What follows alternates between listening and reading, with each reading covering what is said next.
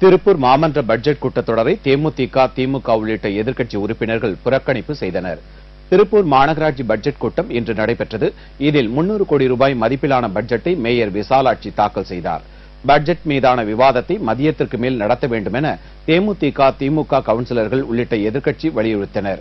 ஆனால் மேயர் நிராகரித்ததற்கு எதிர்ப்பு தெரிவித்து தேமுதிக, திமுக கவுன்சிலர்கள் பட்ஜெட்டை புறக்கணித்து வெளிநடப்பு செய்தனர்.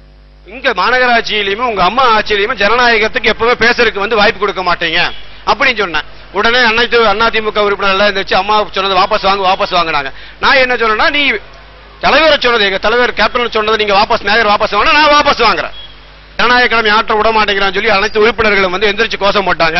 நான் நீங்க மேயர் வாபஸ் வாங்கினா நான் வாபஸ் வாங்குறது புடியா இருந்தேன். ஆனால் அதுக்காக என்ன பண்ணாங்க, உடனடியா என்ன பண்ணாங்க, நான் சபை காவல் விட்டு குண்டுக்கட்டாக தூக்கி வெளியேற்றினாங்க. ஜனநாயக ரீதியா மக்கள் பிரச்சனை சொல்லக்கூடிய மாமன்றத்தில் ஜனநாயக கடமை ஆற்ற விடுவதில்லை.